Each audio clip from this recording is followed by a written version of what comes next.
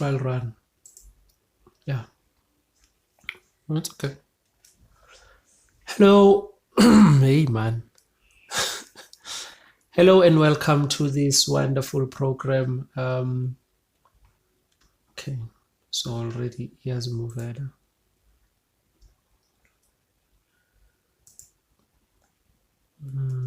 Slideshow timing. Let's start there.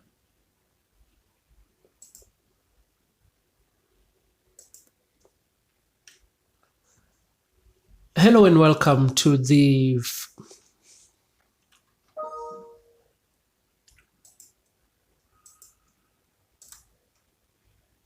wasn't ready.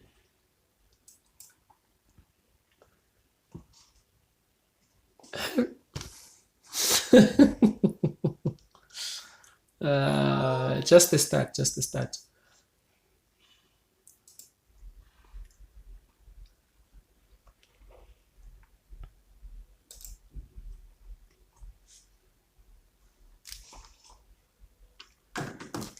Hello and welcome to the 5 ways to increase your business profits. We plan for this to be a very enjoyable, relaxed, but probably soul-searching session. We want to go through quite a bit, so I won't even waste a lot of time. Basically, umangaliso sicelo wakwabuthelezi, guys call me coach or the coach of coaches. Something that I've heard young people call me. Basically, I've been running my own business since '98, and I've been coaching for quite a little bit now, for quite a long time. Since 2012, what we did was we started 5 companies, and really it was with the aim of putting people in live scenarios and see that we can change things and make them a little bit more practical. Now, I like to do some shout outs. I always do some shout outs at the beginning of every program. I'd like to shout out the box shop. I've been seeing the box shop entrepreneurs, the guys that are incubated. I see the thinking power. I see the shifts and desire to really seek solutions. I want to give them just a quick shout out. And of course, I want to shout out, I don't know, I'll add somebody there. And we move it along. We mustn't stay too long on a slide. So yeah, so that's how we've been coaching businesses since 2012. Basically, we started those 5 companies, and those allow us to do what we call mobile classrooms. We want to put you in a practical scenario and see how you run your business. Well, let's address the you know who in the room. Let's just get it going even now. The first main question that I would like to ask, of course, is, are you making money? It may seem a simple enough question, but it's one that really warrants us to have a strong conversation and sit down and say, well, you got into business to make money. So are you making money? And by the way, we are not talking about an emotional response here of how you feel about how you are doing. This has numbers. This is calculatable. This is measurable. Are you making money? It's a simple enough kind of a question. It's in that making part that is important. So I want to help you with something that they call the SMART goals. S standing for specific, M for measurable, A for attainable or affordable, R for realistic, and T for time. Now, this for me is 5 ways on how you can increase your business. You want to get very specific right from the go. You want to get measuring everything, that you are doing. It's a real danger for an entrepreneur when you don't measure, and we'll give you what to measure. You measure basically money, time, people. I like to always summarize them as those 3 main pillars of running a business, 3 main kind of assets, if you will: money, time, people. And you need to measure that and measure that very accurately. And ask yourself now, what can you afford? Obviously now you've measured everything. Well, what's attainable for you? That some people use it for attainable. And of course, when we get to R, I'll be asking you, what can you really afford realistically now?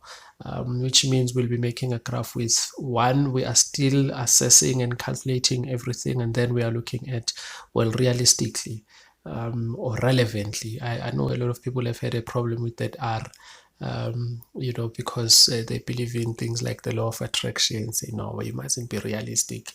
That's fine if you will, but you must convert a dream into a plan, and for that you need timelines. When Are you doing what? Then the dream turns into a plan.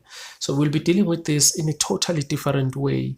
There's some people that were asking me, so why are you so confident as a coach to say to people you'll raise their income to a certain amount? How do you know? And then I said, no, there is something that is called the 5 ways to increase your business profit. It's a model that coaches use. It's a very beautiful model. I can't remember the guy that it's traced back to, but it's the guy from Action Coach. And we use it. We use a variation of it within ourselves as well. We try to make sure that everything is not generalized and is as practical as humanly possible. So I want to show you these 5 ways. The first one, of course, is lead generation. I'm sure you've heard a lot about how important it is to do lead generation. Where are the people coming from? Let's make things very practical. While we are here, I'm hoping that you take your pen and your paper and you just start jotting for yourself, how do you generate leads? Where do you get them from? How do you communicate with them? And again, these are numbers. These are actuals. This is not about just rounding off. I speak to about 1 million people because I'm on Facebook. No, the people that you contacted, if it's 7 people, they have a name and number. This is a very specific place to be. And then, of course, there's conversion. Of all these people that you are talking to, which ones are you converting? And we'll still go through this one by one, and we'll make some examples, some practical examples. But for now, you must be thinking, so how am I converting? Of all the people that I do meet when I do my lead generation, of all the people that see my advert, if it's an advert, people that I talk to, if it's going out and actually doing the bidding work, how many end up digging in their pockets and buying? How many end up converting? And then, of course, we'll speak about the number of transactions that you do, because that's the third way that you increase your profits. I'll show you how these things work in a very practical sense, and you'll kind of coach your own business for a little bit for this session, so that you see what strategy you can build up around the 5 ways to increase your profits. After you've looked at the number of your transactions, you want to look at your average amount as well. So what is the average amount?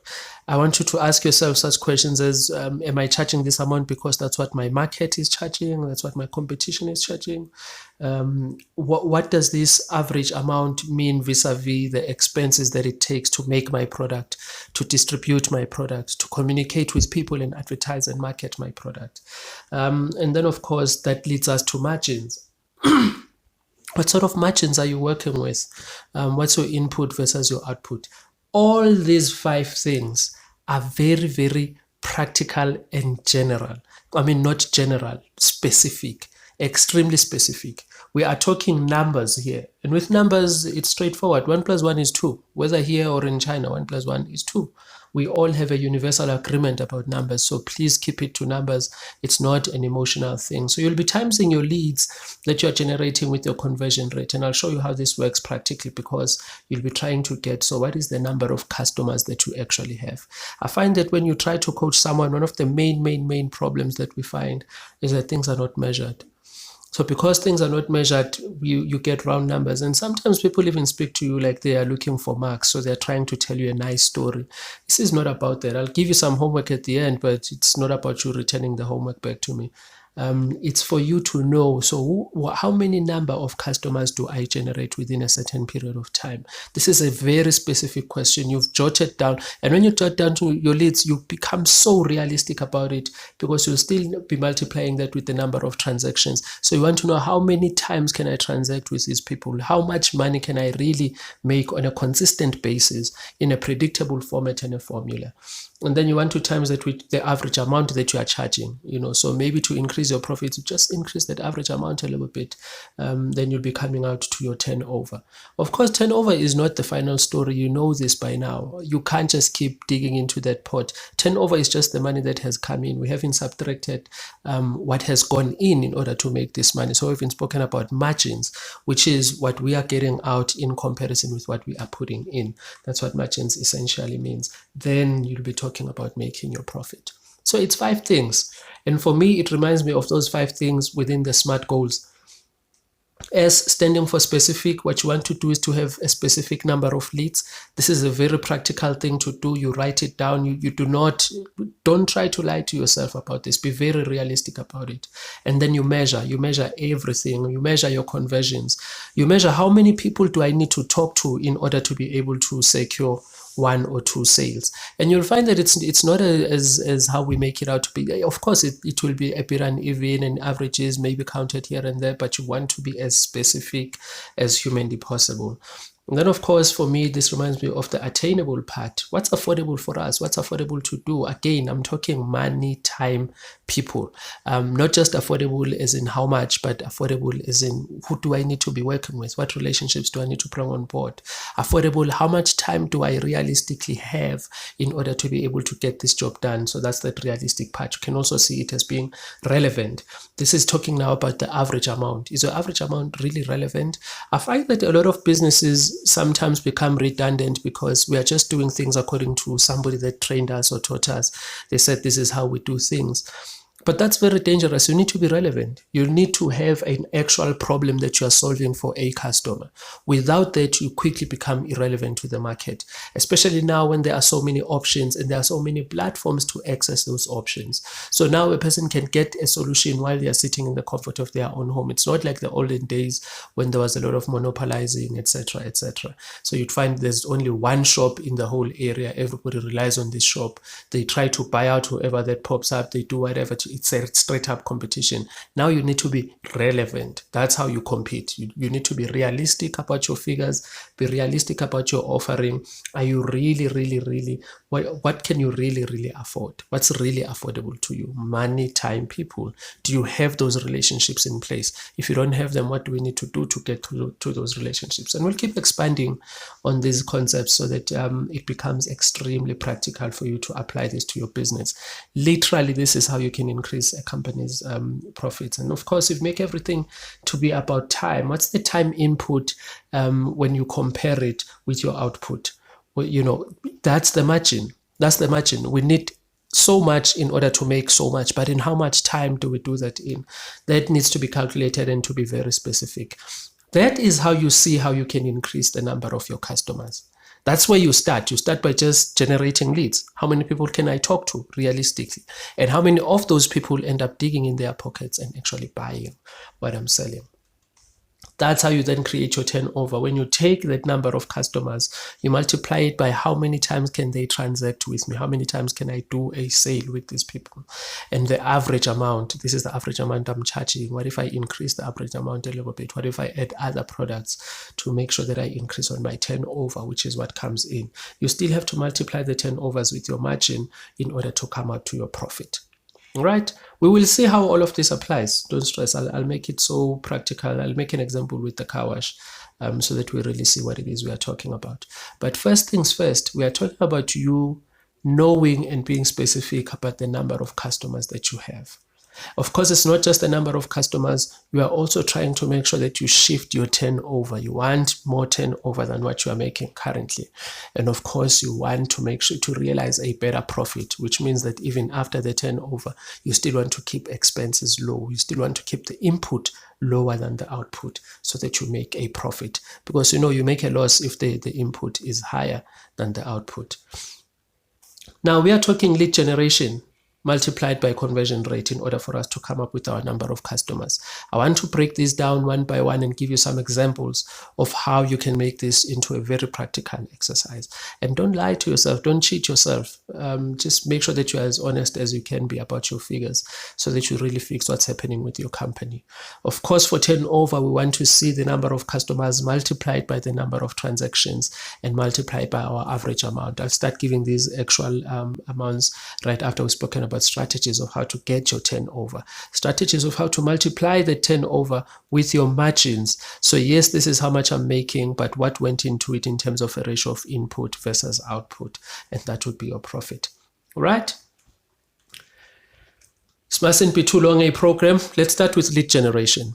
We are trying to increase the number of customers that we have. So we want to look at lead generation first before any other thing. Who are these people? Where are they coming from?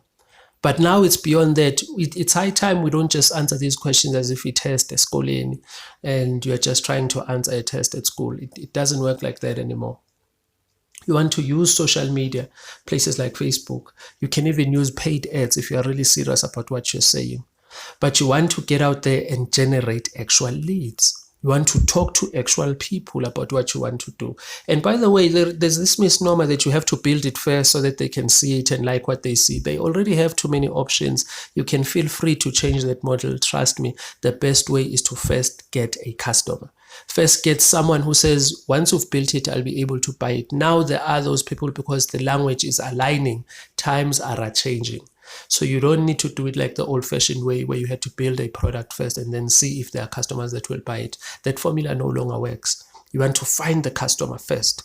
You want to make sure that there's an actual need, an actual pain that you're alleviating for the customer. The customer is reliant on you. The customer relies on going to ShopRite because they need the food. That will always stand. So find the customer first. You can look at directories. You can put together a press release, maybe approach some newspapers. There are many ways in which you can start to see how you can generate leads on a consistent, this is where the trick is, on a consistent basis.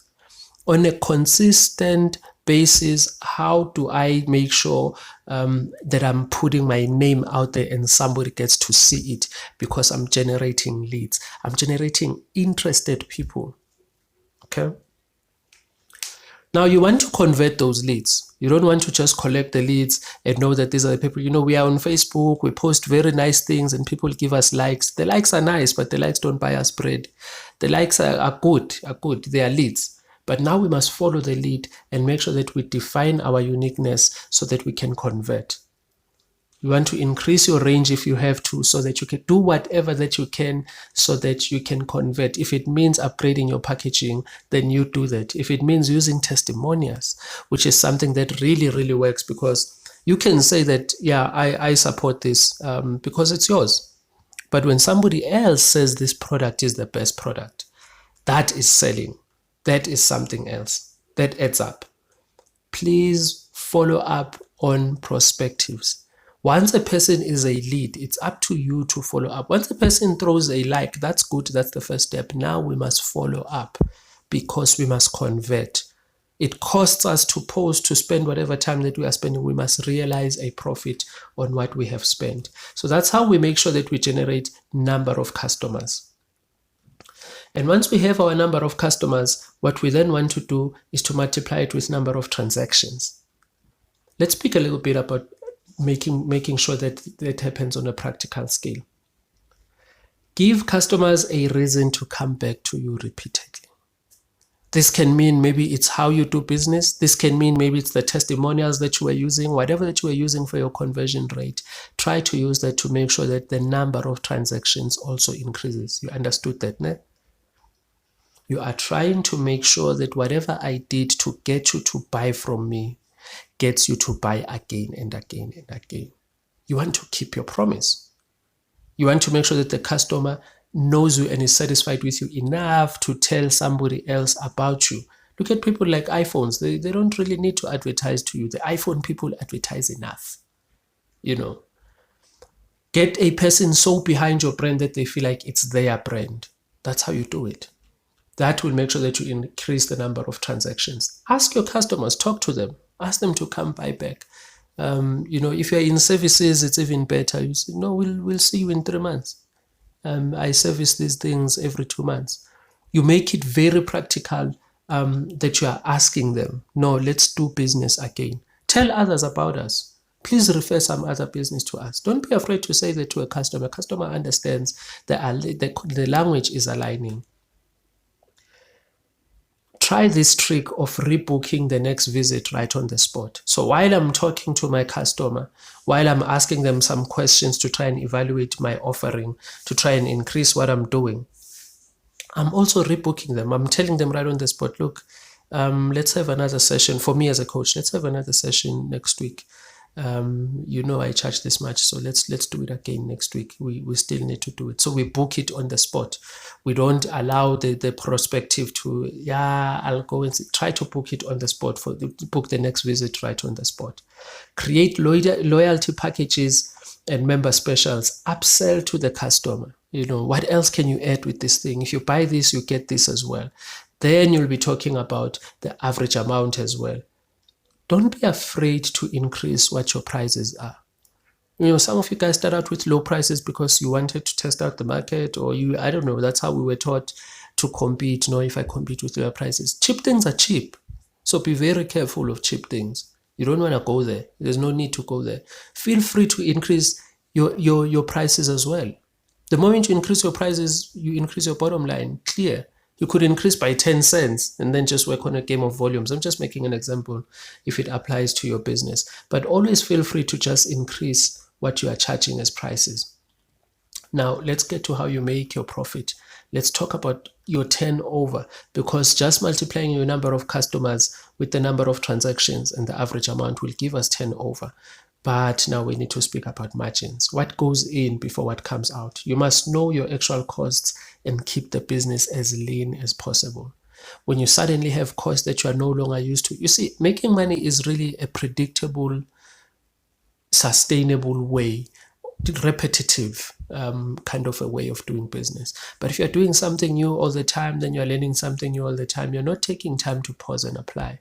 There must come a time when this is how we make money, this is how we consistently every month, these are the things that we have to do, because we know all our costs. There are no surprise costs. We know exactly what it's costing us to produce, and we keep the business as lean as possible. We try to cut out any fat expenses that are attached to the business. Time management and discipline become very crucial here. When we talk about keeping the business lean, we talk about how well you manage the time, because time is money. So if, for instance, you are paying rent of 6,500 rands, you divide that by 30 days, it means a day to stay there in that office, you are paying 216 rands.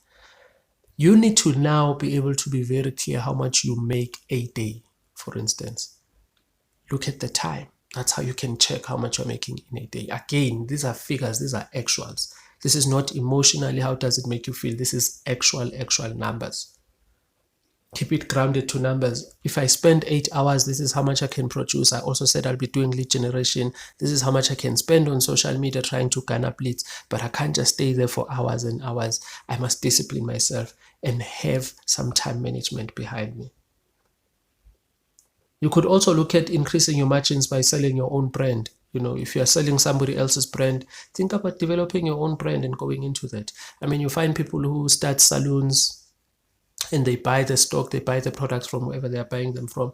How about having your own in-house brand as well? There are many options now in order to be able to do that. There are white label options. You can find someone who will produce the whole thing. You brand it with your name. That's a partnership right there. We are doing business. We are moving forward. But try to sell your own brand as well. Try to go deeper and deeper in how you're making money and measure everything.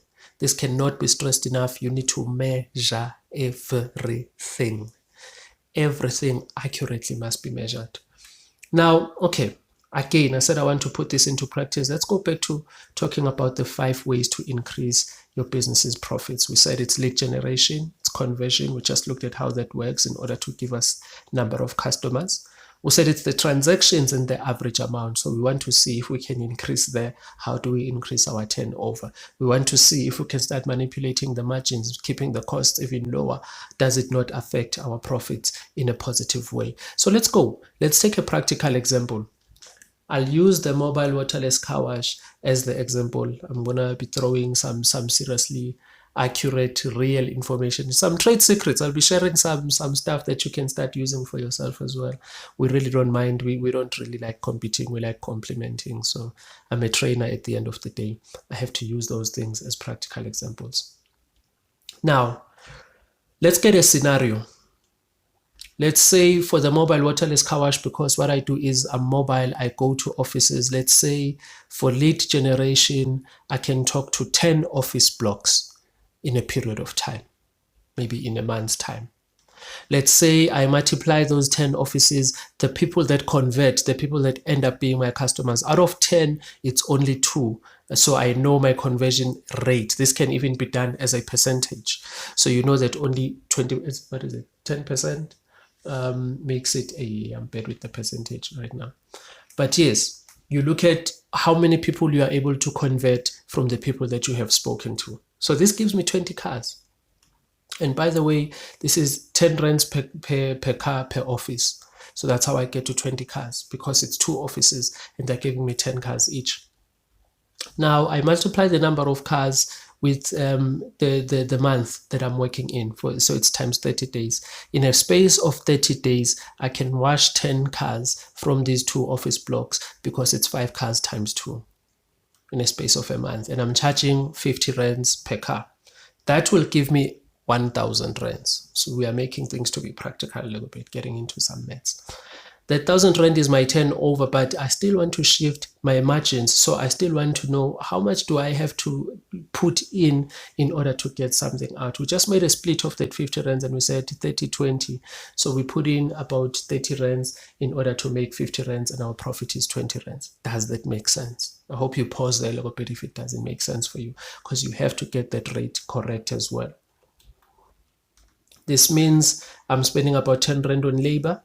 I'm spending about 10 rand on cost of sales. This is buying the cleaning products, etc. And then I'm spending about 10 rands on the fixed costs, on the overheads, my rent and my whatever and my whatever. Obviously, it's 10 rand per car, so I want as many cars in order to be able to realize those expenses. You know, that's where the 30 rands kind of comes from. So that gives me my profit of 400 rands. Fair enough. You see how we got to 400 rands. We spent 600 rands in order to make this 400 rands, because we actually make a turnover of 1,000 rands. Be very clear at this stage. At least know what's happening within your business. Now, let's look at a projected scenario. This is the reason why how I was answering the guys who were saying, how can you be so confident that you can really increase the business's profits? I said, well, projected, we can look at, if I always speak to 10 office blocks, how about speaking to 20 this month? I've immediately just increased my chances of doubling my business just by talking to 20, because if I secure 2 office blocks out of 10, I can secure 4 out of 20. So now I just look at my timelines, what works for me, how can I make sure that I wash up to 40 cars now? So it's double already, because it will be double the amount. And what if I say to them, yes, it's 10 rand per car per office block, but in the month, I want to see you twice in a month. Your car will be cleanest if I see you twice in a month. I'll come second Thursday of the month, and every second Thursday of the month. Something of that sort starts to increase and double what I'm doing.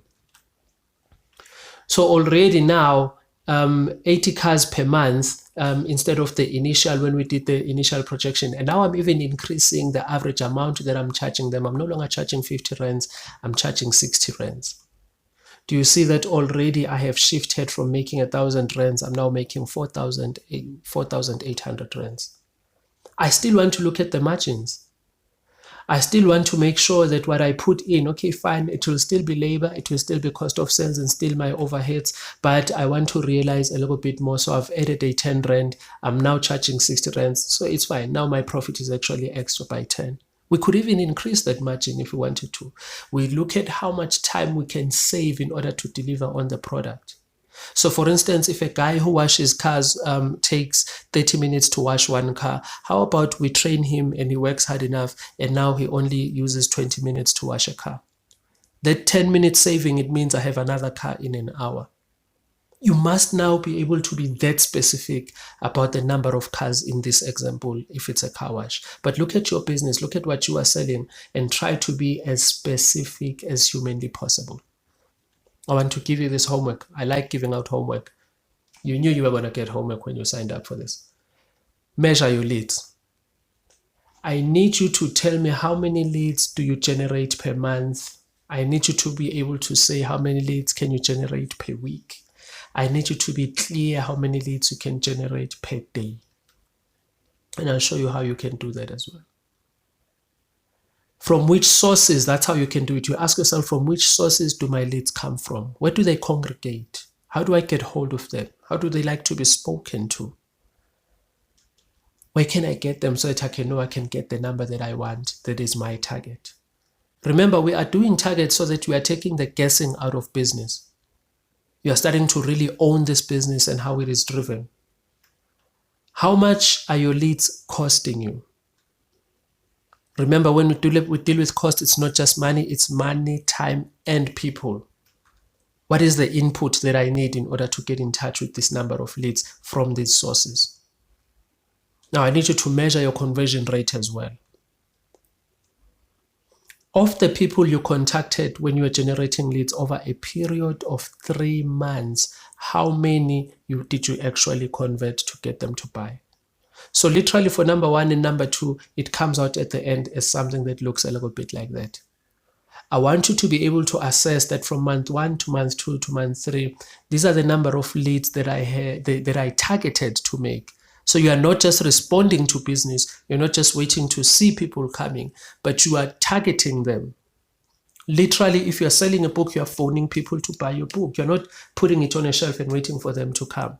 It no longer works like that. That used to be the old model. If you build it, they will come. And it worked because there weren't a lot of business. There wasn't a lot of competition. There weren't a lot of options on how people can be distributed products and services to. Now you have to go out there and get them. You need to convert your leads.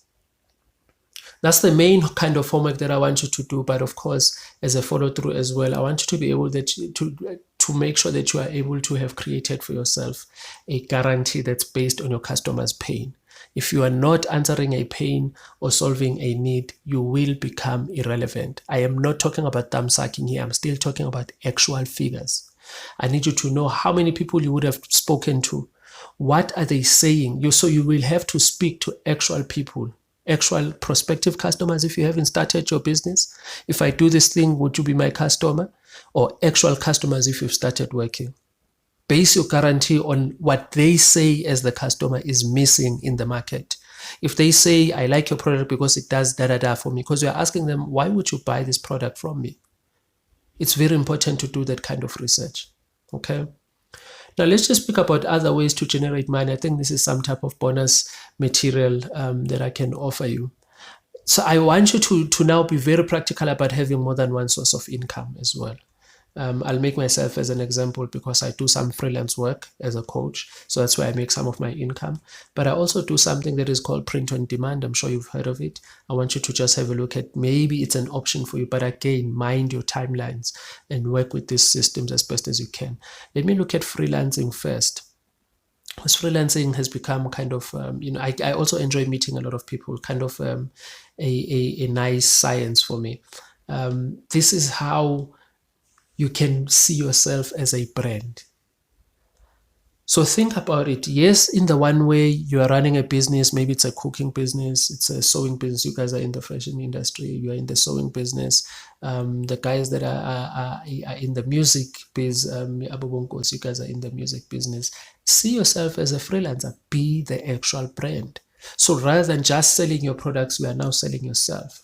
I hope that makes sense to someone. I'm sure you've noted that by now as an entrepreneur. So there is you.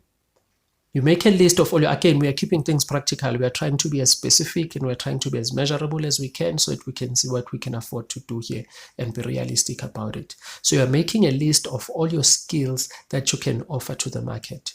So I say, no, I can train, I can teach, I can talk, I can do recordings, I make a strong list of all the things that I can offer. Then I create a sales script on how I'm going to sell myself. I'm going to sell myself as a freelancer, as somebody that has all these skill sets. Look to whatever that you've done in your history. You have some skill sets, you have something to say about it. So I create a sales script for how I'm going to sell my skills. Remember, the trick here is to not look for employment, but to see yourself as a business partner. I know that sounds a bit strange, but when I go to Liberty, I must see myself as a partner to them, as someone who is offering value to what they are doing, which means I must know what are their objectives, what are they trying to do, and see where I fit in, where I can assist them to offer that to the marketplace. Okay? There's the client. In this case, let's say it is an insurance house, for instance. So you will identify as many organizations that would be willing to buy your services or skills. Just like in my case, it is people like your insurance houses, etc. They need financial literacy facilitators. They need business coaches. They want to be out there making a difference. I can enable their vision because I'm on the ground. I can engage. So now it's up to you to engage the client, engage who they are trying to talk to so that you can stand in between and be that freelancer that offers that for them. In my case, of course, that's how it works. And remember, what you want to do is to deliver value and build a strong reputation. So you want to keep your promise. You want your client to be in the best light possible from your work, because that's how you make a strong relationship even stronger.